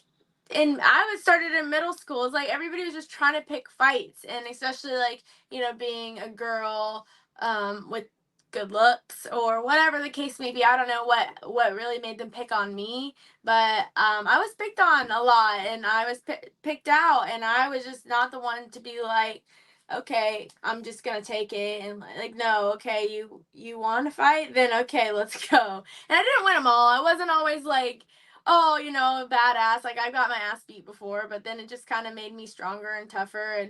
And some of the things I went through when I was young, like made me stronger mentally, physically. Like I can, when I'm sparring now, I almost get better as I as I get hit. Nice. Yeah. Yeah, it's talking about getting into fights when you're younger. I feel like if you don't fight people is when people will continue to come at you. So once you start fighting, you probably become friends with the first couple people you fight. I feel like that always happens. You'll fight some people and then you become friends with them, and then they're friends with you for forever. But then people stop messing with you after that too, because it's almost like, all right, we can't fight this person because they're going to fight back, and also they're friends with all the other people who fight everyone. So now forget it. You know what I mean? Like that's kind of what happens. They stopped picking on me. Some of the girls, like it was kind of like, let me just get, when I went to a new school, it was like, let me just get this one over with. And then after that, like nobody said anything about me to me. And it's not even about me. It was just like the respect thing. And I was always very respectful to the teachers and the principals. So I didn't even like I got in trouble, but I was like, I'm taking this, and if this is for my benefit for the rest Yeah. of the year. This isn't just because I want to fight and act crazy. This is because I'm getting picked on and I'm standing up for myself. Yeah. Love it. You got to do it. Kyle, didn't your dad graduate in the RP Funding Center where Yes, they he had did. Knucklemania 1? Yes, he did. Is that where you graduated from high school or no? No, I moved. I went to George Jenkins High School in Lakeland, and then I moved to Wesley Chapel. I went to Wiregrass Ranch High School. Yeah, I don't know where my dad is there just like a Lakeland High? Is that there's Lakeland High School. They're known for their football team, and they have great athletics. I know ton of people that went to school there, and but yeah, that RP Funding Center, like yeah. that's like my childhood. I used to That's go. where Knucklemania was. Yep. Knucklemania Yeah, was. I was there for a few of them with Paige Van Zandt, and I used to go ice skating there when I was a kid, and that was the only like experience of snow or ice that I had. So yeah, and like the theater, I used to do ballet, and we performed there, and so like Wow. yeah, that's my hometown. So okay, let's we're gonna circle back to you boxing because we got to talk about you and your opponent and the event and all that stuff. But your resume, and call me an asshole if you want. I didn't know that Playboy was still is it still magazine? Are there still Playboy magazines, or when you were a playmate, is it only online? Like, how does that work nowadays? Because when Yeah, I was growing up, we were stealing our dad's Playboy magazines and like looking at all the celebrity girls that were like featured in there. What yeah, is me it? And what too. is it now? Yeah. What? Me too. Yes, exactly. You know what it's like. I was also Everyone stealing did. my dad's magazines, and I knew that at a very young age that that's what I wanted to do. I would look at the girls in the magazines, and I would be like, man, or just like some models and stuff, and I was like, I want to be like her so bad, and that's kind of what got me into modeling. Is I started, I was one of the painted ladies while Hugh Hefner was still alive. It's called the Oh. Midsummer Party that they threw every year, and we got painted like fairies, and Oh, so you were painted and you were at the mansion? yes, yes. And I Oh, got to okay. meet a lot of the Playmates and Playboy bunnies, and I got to meet Hugh Hefner and Crystal Hefner and a bunch of celebrities. It was a really great time, a great experience. I think a few years later, Hugh died, and then the whole kind of magazine itself, like they sold it off and all these like it's like Playboy Mexico, Playboy Denmark. They started taking over and making these online magazines. They're print too. Like I have a bunch of the ones that I was in. They sent me a bunch. They flew me out to Mexico 2 years ago or a year ago, and we did photo shoots, and they gave me all these magazines and all this stuff, and it was just such a beautiful time. And then recently, Playboy came back, Playboy Enterprise, the U.S. one, and they're like, we are starting Playboy back up. We're starting the magazine. We got No way. Playboy.com, and they asked me to come be one of their bunnies. So they take these vintage the black bodysuit you see. It's been worn for generations. Some of them are new, but some of them have been worn by celebrities, and they take it in for your body style. So my suit is labeled with my name and my little sash, and it's specific to my body type. And it's just like such an honor to wear it and be a playmate. And they are so supportive of my boxing journey. They sent me a bunch of stuff, and they're always just like, we're so proud of you reposting me. So it's That's kind of like awesome. beautiful that I was able to combine the two, because I never would have thought that I would be able to. That's That wild. That is and so crazy. like you said, the bunny is super iconic, and whether people want to admit that or not, it is fucking iconic. And I was serious about that. Like when you were saying Mexico and Denmark and all that, like I would assume that like the outside of the United States, people were still like buying magazines and stuff, right? That's why like you're naming all those other countries, and in the United States, everybody's just on their fucking phones and on their computers and shit. So Yep. that is cool that they're bringing that back. That is awesome. But other than that, you have hooked up with MVP. And now you're doing the shit that we do. Backstage interviews and Yeah. fucking It's speaking to fun. influencers and shit. How fucking fun is this part of your life? Oh, that's so much fun. I'm just winging it and going with it, and luckily like they love it because I'm just doing what I love. I love talking to people, and I love asking questions and getting information. So like I literally am like, I spend 2 weeks before the event, like researching their interviews and podcasts, just like you guys do, I'm sure. And so I can get to know these fighters and celebrities that are around. And so I can ask more entertaining questions that they haven't really been asked a bunch. And because I'm sure it gets draining being asked the same questions. And they have the other girls and the other guys to ask those questions. So my job is to come up with something entertaining, a viral piece of content that anybody can enjoy, whether they're into boxing or not. And luckily, it's been going really good. My boss pulled me aside and he was like, I just want you to know our sponsors mentioned this piece of content I made. And I was just, they're like, just great job. We love what you're doing. And I'm just like, oh my gosh, thank you. Because I'm fighting for the enemy. And they could be like, hey, like, we don't want, like, I had some trouble at the beginning since I was so tied in with the brand BKFC. It was Yep. hard to get other companies because they're trying to do their own brand and don't want to be tied in. But luckily, Everybody's like this all the time. right, exactly. Always. Yep. Conflicts. Exactly. Yeah, so it was a little difficult at first, but I kind of grew into this little spot that I'm in where I'm valued and I can be I can be myself. Like I can just go in here, wing it, edit it. And I'm doing everything on the side. I'm editing, I'm filming, I'm coming up with Really? ideas. Yeah, I'm literally sometimes I have my tripod and I'm just in the right place at the right time and I'm like, Yep. hey, interview real quick. They've gotten to know me as like the little tripod girl because I have this little extendo thing and I can get these crazy angles and I'll just be in like the room and it'll be like, oh, Tom G's in here. He's a Tampa artist. Like, let me just get a quick little interview. Or somebody will be like, oh, that's a celebrity. And I'm like, oh, cool. Like, let's get a quick interview. So it's been really great and really fun. That side of things. It's definitely like bringing out my creative side that I love so much.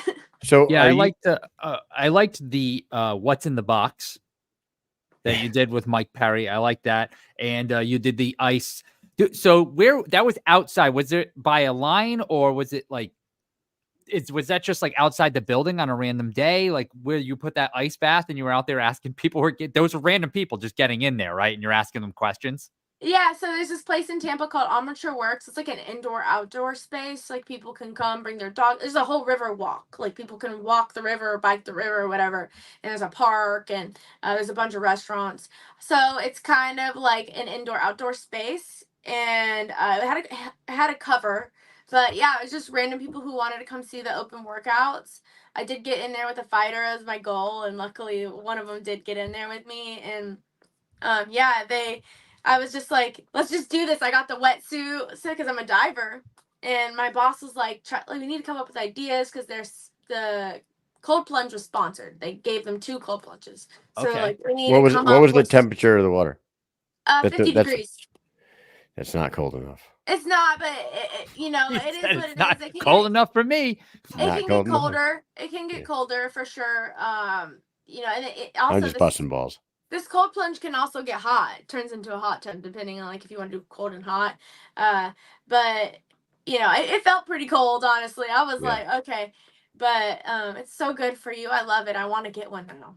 I do ice baths like a couple times a week. I've been like super hard in the gym for like 4 or 5 months now. So Congrats. my wife bought me like a cheaper one, like $100 one that you bought off of Amazon that you got to fill with water and put ice in it. But I'll throw like fucking 90 pounds of ice in that bitch, and I'll get the temp down to like 45 degrees, and I'll sit in there for a good solid 5 to 10 minutes. And when I get out of there, I feel so fucking awesome when I get out of that thing, and I sleep. He had one great, at too. his cookout the other day, and my daughter Brooklyn was in that thing. She went in there for like over a minute at one point. The temp was 46 I couldn't degrees believe it. when I she wasn't went in. getting in that thing. No way. My 7-year-old was in there. Once you're in there for a minute, really everything goes numb. I feel like you could stay in there for a while. Oh, that's awesome. But yeah, and once you get out, I feel like you're tingly for like at least 2 hours. Like, yeah, it's really good for recovery and your muscles and circulation. So I want to get one so bad because it's just so hot here in Florida. And like, I've been exercising outside. We've been doing drills and stuff outside. And I'm like, oh man, an ice bath would sound so perfect. All right. Well, I will say this, that the ice bath is I'm 42 years, I'm almost 43 years old, and I'm trying to work out like I'm 28 again. It has been the best thing that I've had, best thing my wife has purchased for me in a long time, and I appreciate that. Let's transition straight from that. You just said you've been doing all the outdoor work. You've been like doing the road work. Like, are you doing the real deal Holyfield shit with the boxing? Are you running like many miles every day? Are you fucking sparring multiple rounds a day? What are we talking about here? Yeah, camp is crazy. You get 3. Really, I do 3 a day now. So yeah, I wake up tomorrow, like starts at 7 a.m. And then I'll go till about 10, and that'll be, sparring and conditioning. And then I have a 5 p.m. So that'll be more shadow boxing and sparring. More shadow boxing and conditioning. And then I end my night with, I go on like a 2-mile run with my dog. And then there's running in between those. Like my coach makes me do sprints, suicides, and crazy running drills. But then I'll end with like a 2-mile slow run, like a jog run deal. Do you like running? I like it more than some of the other stuff I'm doing. Like when my coach Mike loves running. I fucking hate running. I do. Yep. when my coach is like, "Hey, run for 20 minutes," I'm like, "Thank God!" Like, yes. Instead of like being like, "Okay, we're gonna do, so crazy burpees and squat jumps." Like those are fun. Don't say and cool. too much. He'll make you do it over and over again tomorrow. Yeah. Oh my You're in gosh. for a hell. Oh, I of a heard you. month. I heard you say that you didn't like this exercise. We're gonna do it all day. Yeah, exactly. That's how he is for sure. So whatever, but we're just now it's, we're 10 days away. So it's crunch time, and I'm just really trying to perfect those things that, I've been working on, and fix those mistakes that I have done the past week. And, cause yeah, I think like my last day of sparring is tomorrow, because I don't want to injure myself, or, Sure. like every time I like bust my lip, and I'm like, okay, it takes about a week to heal. And now it's like, I don't have a week. Now a week from today, it'll be pressed. You're living that life now. I mean, are you needing to do a weight cut, or did you guys agree on a weight that's kind of near your walk around weight anyway? Do you have to do that too? Yeah, so I originally thought I was going to have to do one. So I was training to fight at 112. Now we're fighting at 120. I'm right on the money. So my Wow. coach is even like, carb up. You're running a lot, carb up. Those last few days we'll lose it. And I'm still trying to like Good for you. eat less, but it is nice. But at the same time, I like do want to eat healthy and clean, and don't want to like die that last day. I want to go to Miami and be like, okay, like I can still eat my tacos. Yes. You don't want to give up tacos. I wouldn't give up tacos for anything. Yeah. Hey, can we do something with you? We got a couple topics we want to talk about, but it is kind of outside of the conversation that we're having right now. Do you want to do a thing that we call outside the circle? Yeah, let's go, Mike. All right, let's do it.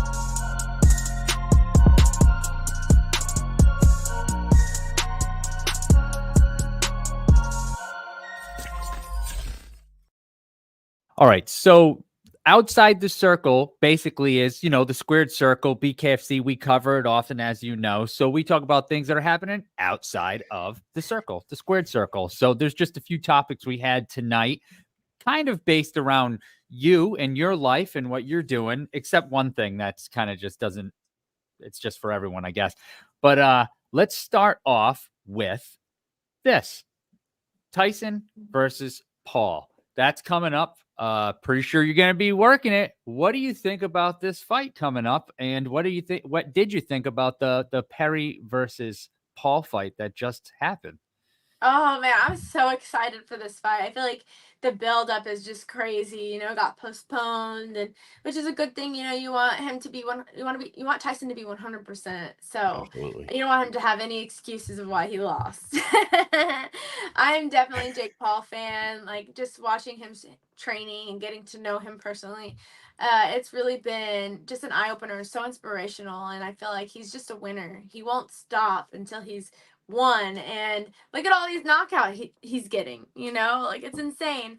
And going into this fight with Mike Perry, I was just like, man, this guy has no idea what's coming for him. He's the king of violence, right? Until he steps in with Jake Paul.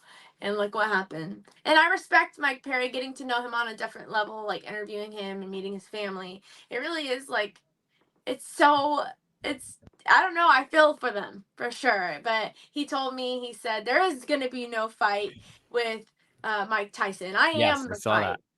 And then it just puts in perspective what Jake Paul put on the line for this fight with Mike Perry. Mhm. That, like, there's It is possibly crazy a that he did chance that. there not to be a fight if he lost. But he was so confident in himself and his training. He just knew that he was going to come on top. And I felt it as well in the room. Like, you can just feel it, But I met Mike Tyson, and it's so funny. He's like a god. And I don't want to compare him to God, but like when he steps in the room, he's like a figure, and you just like, you don't know what to say. You don't know what to do. You're a little bit scared. You fear him. You respect Yeah, he's like larger him. than life. Yeah.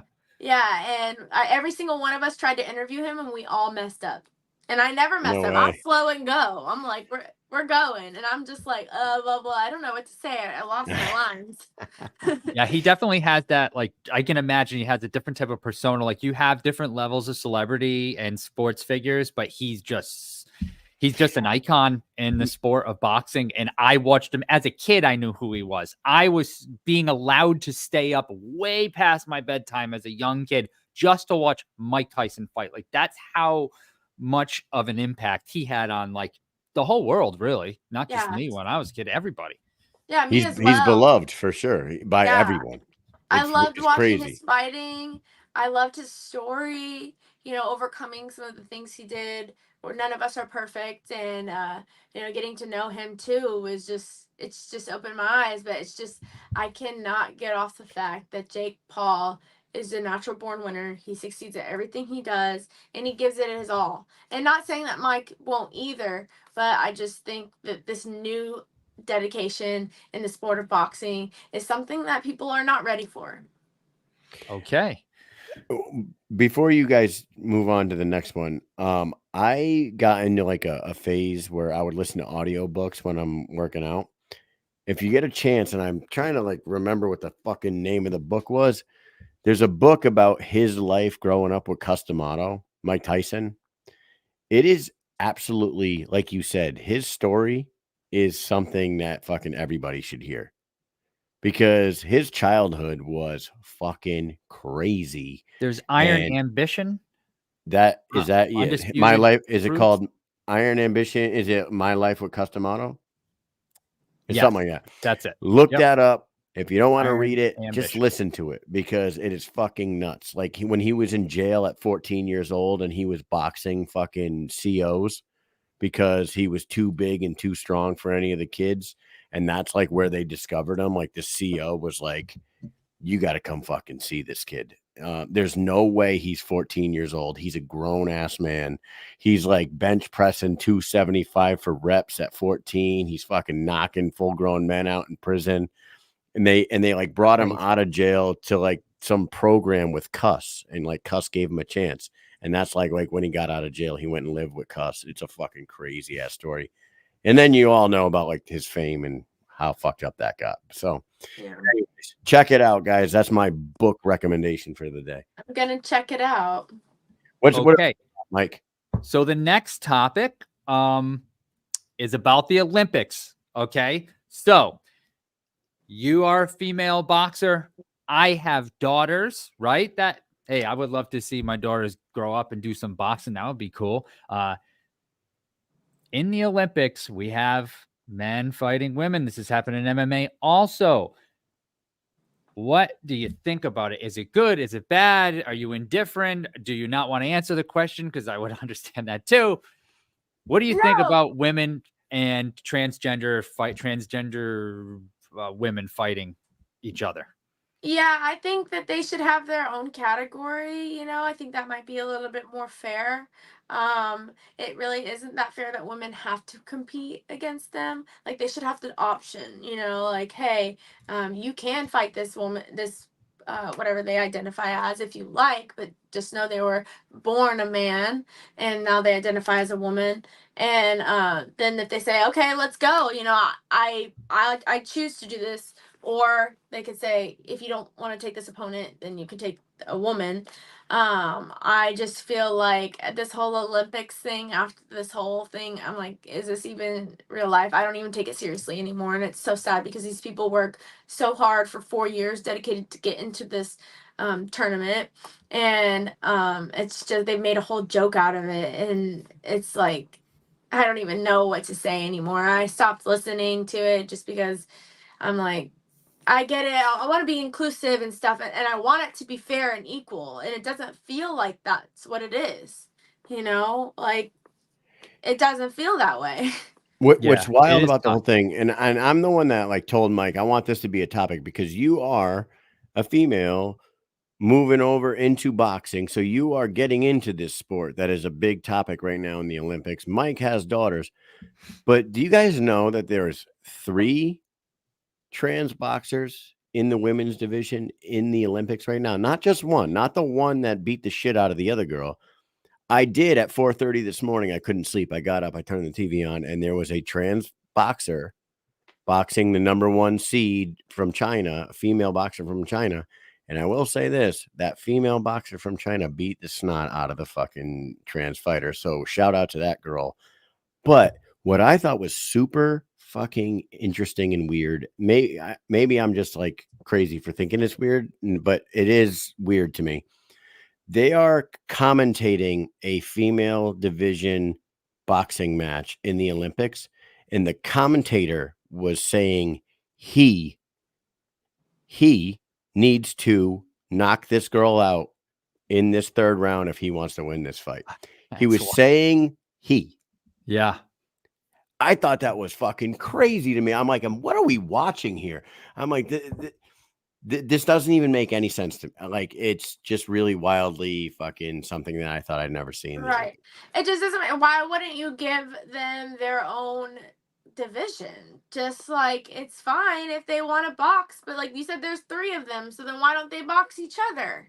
Like it's not that big of a deal. Why are you forcing the greatest boxer woman of all time to compete against this, whatever they identify as? And it's just like she has to go beyond to prove herself, even though we know she's already the best. But look at her, she won, and she had the option, like, hey, I'll still do it.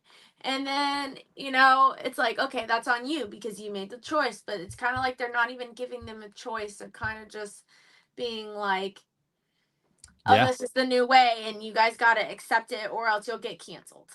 That's how I feel. If you want to just check something out real quick, when you get off of this show tonight, guys, go to Instagram, look up Hergie, Hergie, Bacyandan, Bacyadan,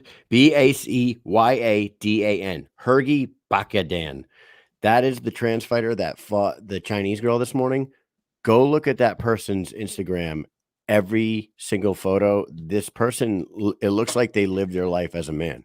100%. Yeah, sometimes there's like Straight up. an obvious transition, but this person didn't look like there was a transition that happened. So it actually does look like the guy is fighting. But yeah, I think it's.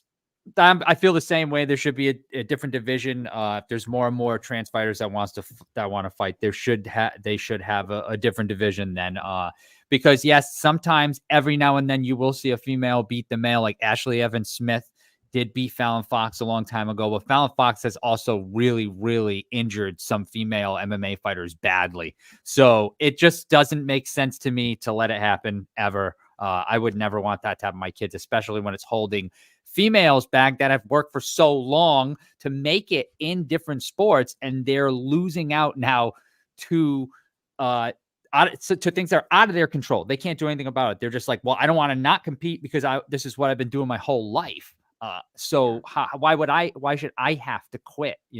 So yep, and I do agree with that. It's interesting to see because I bet there are not many women transition to men boxers fighting men. No.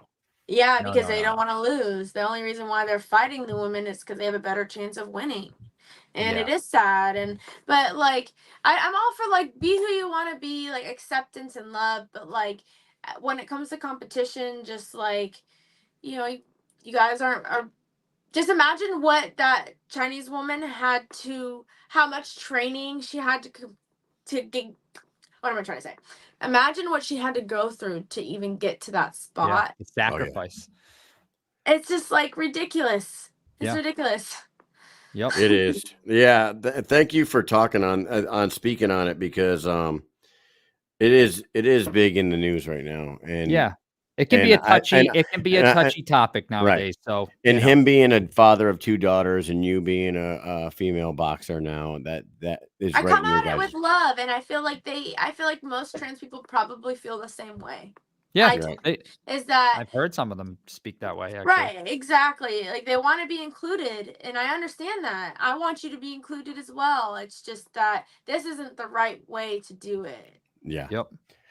Yep. There's a right way. We just haven't found it yet. It'll be found. So moving on from there, we One more, are going right? to talk about the one topic that doesn't really has to do with everybody, and maybe you enjoy these types of movies too. Deadpool and Wolverine came out on July 26th. I have not been able to see it. I really want to go see it. Kyle, I think, is going to go see it tomorrow. Kyle? I'm going to take the day off and spend the day with my oldest son before I head to Sturgis, and me and him are going to go see it. It is the biggest movie in the world right now. Amber, you are in pop culture yourself. Do you watch these Marvel movies? Are you excited about Deadpool and Wolverine?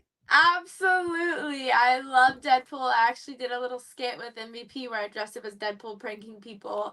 And, I'm a huge fan. I have been. I love just the comedy in it. And I love, what's his name? I cannot think Ryan of his name. Reynolds. Ryan Reynolds. I love him. Who He owns- doesn't love Ryan Reynolds? I know. What But a I've dreamboat. always What a I've always dream. been a fan of him and his wife, and like, but have you seen Wrexham at all? Like he bought a football team Yeah. and he literally flipped it basically, and now they're close to getting in the Premier Leagues, and it's just so inspiring what he does with Deadpool or Wrexham, dying characters, dying sports teams, and he makes them into something beautiful that everybody enjoys. I love it so much, and I'm so excited to watch it. And Marvel and DC are some of my favorites. I love fiction and fantasy and stuff like that. I'm actually coming out as Wonder Woman for my weigh-ins, so that's a little Nice. secret that I'm excited to share. So yeah, it's gonna be a lot of fun, and I'm all into it. I will not spoil it for anybody, but I'm going to see it tomorrow. I'm fucking gonna love that shit. And before we wrap this up, we got to circle back to your fight, right? Mike, do we want to give her a bonus question? That's Leah No? Gotti Yeah. versus Amber Fields. All right, bonus baby. question. Amber Fields, what is your favorite movie starring Leah Gotti? The stepsis. There She it is. had an answer. She had an answer. That's fucking awesome. Studying your opponent. Very good. Oh yeah, Right? oh yeah. I have been watching her videos, and they're fire. Honestly, I Mm-hmm. can't deny that. I just hope that she goes back to throwing it back than throwing punches. Nah, that's great, man. And We I don't did know, a little like, studying before the show. right, We had of to. course. Absolutely, all in good fun. I don't judge you if you know. Yeah. You know. I'm big into No. film study.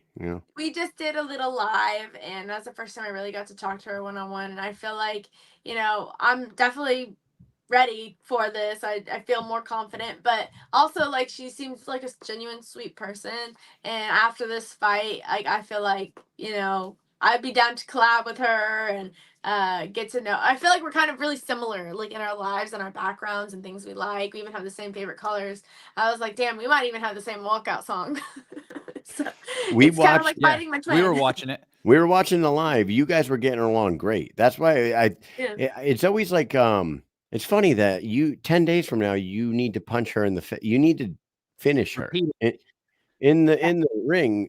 after that after that live you guys just did, she was like super sweet to you. Even I missed the beginning of the live, and I don't know what's going on with your nephew, but she said the prayer for your nephew at the end That was there. so Do you sweet. want to speak on what's going on with your nephew right now? Yeah, For yeah, those who are paying attention. absolutely. I'm fighting for my nephew Sterling. He's 4 years old, and he was just diagnosed with leukemia.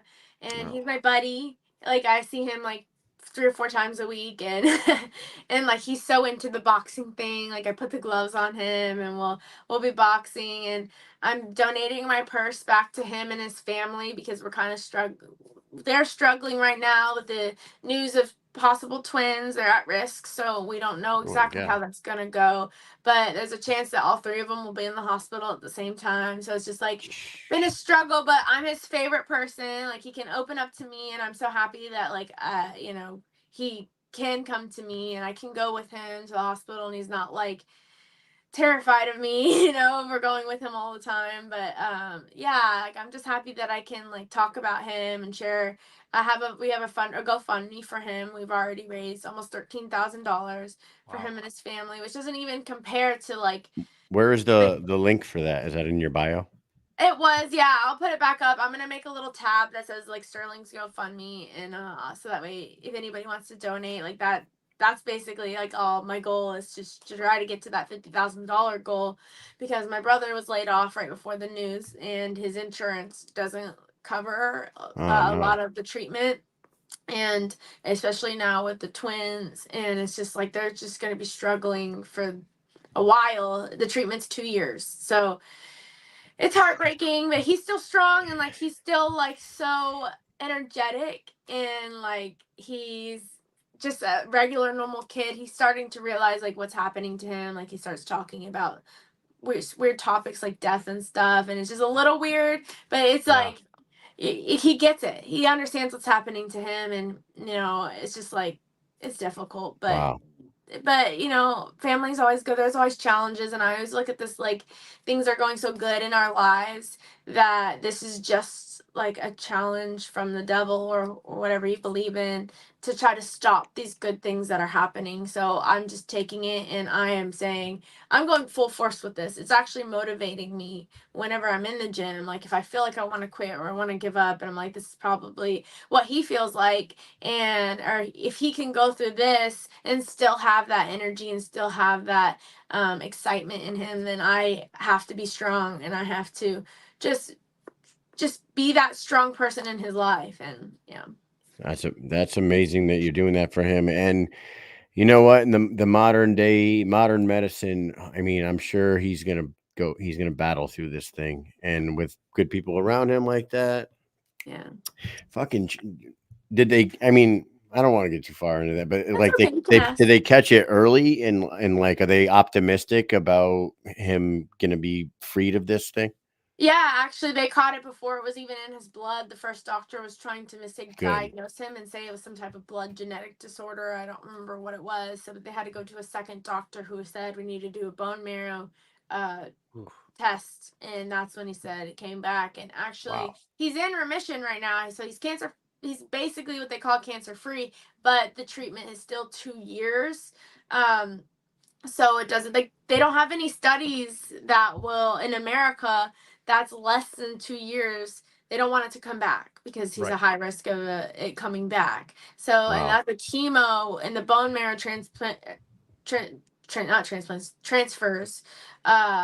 They are just so draining, and he, it's weekly hospital visits and every day chemo we give him, and it makes him sick, and he'll be sick for 2 or 3 days, and then after that he's like fine. And so there's some times where he won't have to go to the hospital, but every 10 days. But it's just like a lot, and then you see somebody so innocent and young, and somebody you love so much, and have to go through this. It's just like your world, Wow. nothing else matters anymore. Any other drama that I've ever had with anybody, or like whatever, it doesn't matter anymore, because life's just so precious and short, and none of us are promised tomorrow. And I just, yeah, it was really sweet of Leah to pray for him, and I hope everybody like listening will keep him in your prayers, because yeah, it's just, we just hope that he gets healed, and he doesn't have to go through this longer than he needs to. Yeah, that's tough. That's really tough. Kids are surprisingly resilient, though. Like they just seem to battle through things like that way better than I feel like adults can. So I really hope he gets through this quick, fast, and in a hurry, and it's all behind him very soon. I really do. Yeah, I'm sure everybody that's watching is going to keep him in the thoughts and prayers for sure. But and let's go back to Leah now. Leah, and you do have to fight her in 10 days. She was beyond like nice and sweet with you in that live. How does that make you feel like after finally talking to her one-on-one, and then you guys have this conversation, you guys are on for like an hour, and then she like almost finishes the live by saying a prayer for your nephew Sterling, which is like beyond sweet. You do have to go try to knock her out in a week from now. Does that play into your mind at all, or is it just business as usual, and then you guys can go on to be friends and collab and all that stuff afterwards? Yeah, that's not going to make me take it easy on her. Okay. You know, like a lot of the fighters I know are sweet girls, and it's just like another sport, another competition. And it's not about aggression or anger or beef, like, which we are, we're going to beef it up, like for the press conference, make it entertaining for you guys. And it's not that it's fake either. I'm going to say real things, and she's going to have real comebacks, and it's just going to be more comical than it would be like serious and angry. But yeah, no, I'm just going to go into it. But just like the girls I spar, they're really nice girls, and I have respect for them. But when it comes time for that bell to ring, that just changes everything. It doesn't matter who you are. It doesn't matter how sweet you are or nice you are or what you have on the line. It's about me, my training, putting in my 100% and going for that knockout. Well, Amber, we're going to be tuned in because you have me super interested now. I want to see what kind of boxer Amber Fields is on August 10th. I want to see that knockout power. I want to see the aggression. Absolutely. Are you like trying to predict at all? Like, do you see yourself knocking her out? You feel the power when you're training right now and you're hitting pads and you're hitting sparring partners. Do you feel like you have knockout I've power? I've knocked them down, but these are men or they're professional boxers, and it's gonna be different, when I'm facing somebody who's maybe not as experienced, and I don't know what her level of training is. All I know we've both been training the same amount of time, and I know that she can't outwork me because I'm working myself I'm not even worried about her. Like, I'm just worried about myself right now. And I am just I'm not worried about Saturday. I'm just focused on Saturday only. And that's just going to be my goal for now. And we'll see what happens. You just can't afford to make mistakes in that ring. It's a dangerous in a way, like, I don't think that either one of us are going to come out seriously injured, but like, you were putting ourselves at risk. Yeah, absolutely. Yeah, boxing is inherently. You got a lot of balls. You could get hurt. A lot of balls on you, Amber Fields. Man, my coach is the best. Let me tell you, my coach, he's so great. What's his name? Coach Gary at Lights Out Boxing. Lights Out. And we've been training for the whole year. So he has a very great, I love his style of boxing. I'm not going to give it away on here. You guys will probably see whenever I am in the ring. But just the dedication, how he pushes me, how he doesn't let me even be fearful or worry about what's going on. Like, he's just like, we're focused here, and I'm going to push you to limits that I never even knew I could reach. What about 2-3 fights down your boxing career? Do you think you take the gloves off and go back to the sport that you used to walk around in the ring in and maybe hit somebody with your bare knuckles? I'm only focused on this fight right now, but the sky's the limit. I am just gonna be. I'm in this ring on Saturday. That's where my dreams are. My daily thoughts are. I'm there, not what happens after or what blah blah blah. Like if I want to do MMA, people ask me if I want to do MMA, and I would like to try all combat sports. I want to try them all: kickboxing, jiu-jitsu, MMA, wrestling. Like I would love to try them all and see how far I can go with them. But for now, it's August 10th in Miami with Misfits against Leah Gotti, and that's it. Fucking awesome. Well, hey, thank you so much for giving us your time and talking to us about all kinds of different shit tonight. This is good. I missed It you was guys. great. Awesome. Yeah, it was great to have We you missed back, you. man. It was great to. Oh, what was that? Oh, look at that's I a don't know. what is that? Oh, I don't have a phone. You Oh, have your got phone. it. You got it to happen again. Yeah, Oh, it's that's 'cause awesome. She's on the iPhone, do so too. Yes. there's. If you do the thumbs up like this, it'll give Yes, you a thumbs sometimes up it does bubble. a thumbs up. Hold on, come on. It worked before with other people, like random things set off different like emoji responses, but I've never seen that heart before. That's the That first was time ever. amazing. Yeah, That was that pretty was cool. super It's like cool. magic. So hey, That was like magic. final words to everybody that's going to be paying attention. August 10th, Misfits Boxing. Do we have the graphic, Mike? Throw it back up one more Yes, time. I She's do. fighting Leah Gotti. If you don't know who either of these two are, just Google them and look them up on their Instagram and check them out because they're fucking entertaining. They're gonna be beating each other up August 10th. DAZN. Is it DAZN pay-per-view or is it just on the DAZN app? How do we get to watch this? Yeah, it's on DAZN. I believe my fight, the preliminaries are usually on YouTube too as well. Okay. Misfits YouTube, but it'll be streaming on DAZN, just Okay. with a regular subscription. And if you're in the Miami area, I'd love for you guys to come out and show support. Team Amber all the way, baby. Let's go. Hell Hey, yeah. we're going to be watching. I won't be in Miami, but we'll be watching for sure. Thank you so much for giving us some of your Yes. time and coming back on here. It was great to talk to you again. Mike, do you have anything else for Amber before we let her go? Hey, thank you so much for coming on. The last time you were on here was October 2021, I believe. So that was a long time ago. Definitely, we won't have that much of a stretch before we have you on here again. So good luck in your fight. Looking forward to it. Thank you for coming on. And everybody stay tuned. We will be right back after this. Take Bye, it Amber. easy, Amber. Bye. Thank See you ya. so much. Later. August 3rd at the Sturgis rally, the Buffalo Chip. It's going to be incredible. Good right hand on the uppercut. Good right hands to Britain Harsh, the reigning women's strawweight champion. Straight right hand. And down goes Sharitha Segala. Patterson, a barrage of punches from Taylor Starling. Cochran, more big shots to the inside. Game set match shots.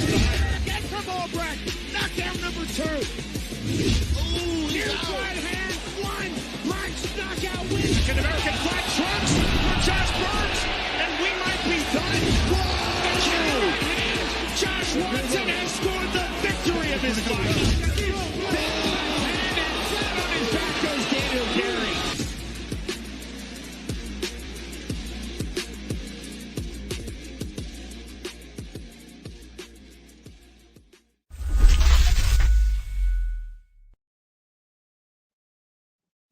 Man, oh man, what a great show, Mike. What a great show. Roberto Armas, Travis Thompson, Amber Fields, all great guests. That was awesome. And we had a hell of a fucking weekend ahead of us. Oh my God. I cannot even imagine what this is going to be like. Sturgis, here we come. I'm not even a biker, but I am excited. I know it's going to be insane. I am going to keep the cameras rolling. Hopefully at all times. There's going to be a lot of fun. We're going to have fun. There's going to be so many people to talk to, get stories. I cannot wait to do some fun stuff with all the people that are going to be there because I feel like there's going to be a lot of characters there, a lot of people with a lot of stories to tell, and we're going to get some on film. And let's not forget about the main event of the weekend, which I don't mean the actual main event, but I'm talking about the fighters themselves and all of their interviews too. It's going to be insane. There's just going to be so much. Hopefully we run into Kid Rock, Jelly Roll. Hopefully they're there at the fights along with, I'm sure, like tons of anybody that is associated with motorcycles, like Orange County Choppers and, what's that other guy who used to date that actress lady? I gave you a lot of hints there. Figure it out. Jesse James. Is that his name? Jesse James. Yeah, Jesse James, the West Coast Chopper guys. Yes. DJ Tony says, just remember, no cameras in parking garages. That's right. No That is cameras right. in parking In parking garages. garages. You may You may get guns pulled on you. Yeah, you might have a whole SWAT team worth of people coming after you for a camera. That's right. Hey, Never man. Good luck to Roberto fighting Jack Grady this weekend. He's trying to get back in the W column after taking a tough short notice fight against Dylan Schulte. Back down to 135. Shady Grady is a character. That's going to be entertaining. So shout out to Roberto for coming on here. Good luck to him. Travis, I hope we see you in the squared circle soon. You're a fucking animal, and you're always entertaining. So let's get him a fight. And Amber, to go from being a model and being an influencer and doing all the shit that she's doing to step into the ring and be willing to punch and get punched. Big shout out to her, and thoughts and prayers to her nephew. She's fucking doing a lot of big things, that girl. So it was very cool to catch up with her for sure. Yeah, and if you want to look into Leah Gotti, you can go on Google and you search Leah Gotti. You shut off the safe search and have at it. Might see a couple of things. And have at it.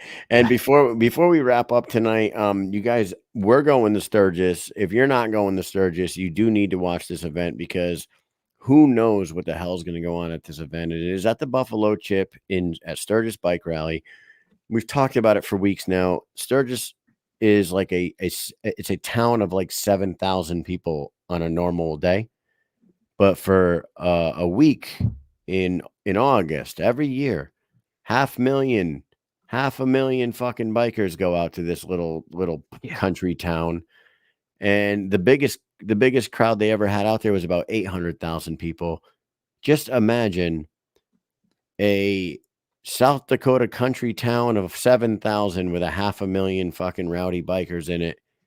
And the Buffalo Chip is legendary for massive shows. And I don't even know what to expect, dude. I don't know what to expect. So we're going to be out there creating content, but you all need to be on the app watching this shit, because I'm sure crazy stuff is going to ensue. Yep. In Sturgis, South Dakota. I fucking can't wait. Strange things will be afoot. Strange things will be afoot at the Circle K. Before we go, we have to do this one more time, because these guys take care of us and we love their products. Buckedup.com. Get over to buckedup.com. Use Bucked Up supplements. Use the pre-workouts. Use the BCAAs. Use the protein. They're delicious. Drink the sugar-free drinks. They're great, but save yourself 20% off your total purchase. Go to buckedup.com. Buy all the stuff. Use promo code Mike and Mish 20. Save some bucks. Then after you're done with there, head over to Instagram, go to @LIVDynamic, hit the little link in the bio, become a patient in 20 seconds, get your weight loss in check, sexual health going, live a little longer than you're already on pace to do, and then get yourself in line with consciousness, coherence with the Rasha. Go to @Rasha Revolution on Instagram. Hit the link in the bio there. Get on board with Rasha. It is the real deal. Mike and I are now believers. And all three of those great sponsors take care of this show, so we would like to take care of them. Thank you, guys. Mike, do you have anything else for the people besides the fact that we don't have a show tomorrow night? No show.